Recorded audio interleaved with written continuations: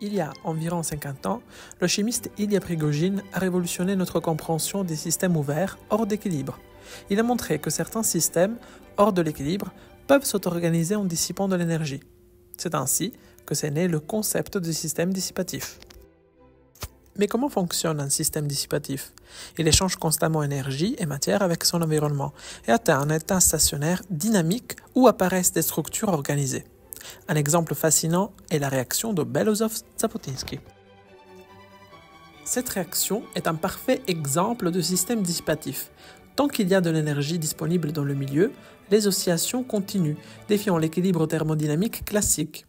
Ce mélange chimique oscille spontanément entre différentes couleurs. Ce phénomène est dû à une série de réactions d'oxydoréduction cyclique qui génèrent et consomment des réactifs de manière périodique. Dans cette réaction, l'acide malonique est oxydé par l'ion bromate, en présence d'un catalyseur comme le fer 2 ou le cérium 3. La réaction peut être décomposée en 3 processus principaux qui assurent la régénération des réactifs et la persistance des oscillations. Un concept essentiel pour comprendre la dynamique de cette réaction est l'excitation chimique, ou excitabilité. L'excitation correspond à la capacité du système à répondre à une perturbation en produisant une réaction oscillatoire. Elle est définie par des paramètres comme la période et la longueur d'onde des oscillations. Modifier des facteurs comme la concentration en acide ou en bromate peut influencer directement ces oscillations.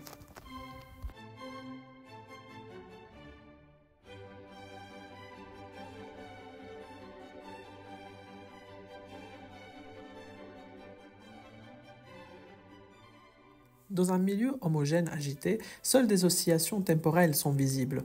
Mais dans une boîte de pétri, sans agitation, des motifs spatiaux apparaissent. On observe des ondes concentriques et des spirales qui émergent spontanément. Pour analyser ces structures, on peut utiliser Fiji, un logiciel d'analyse vidéo qui permet de mesurer la période d'oscillation, la longueur d'onde des motifs, les variations de couleurs liées à la dynamique chimique. Grâce à ces outils, la réaction Belousov-Zhabotinsky devient un excellent modèle d'auto-organisation chimique. Ce type de comportement existe aussi dans les systèmes vivants. Par exemple, le cycle de Krebs et le rythme circadien sont basés sur des réactions cycliques qui régulent l'énergie et l'horloge biologique des organismes. Pour mieux comprendre ces dynamiques, on utilise des modèles mathématiques comme le bruxellateur et le réconateur.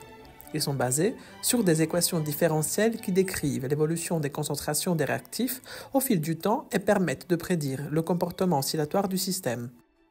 La réaction de Belousov-Zhabotinsky est bien plus qu'une curiosité chimique. Elle illustre un principe fondamental de la nature, l'émergence de l'ordre à partir du désordre. Comme le disait Prigogine, l'univers est construction, le futur n'est pas donné.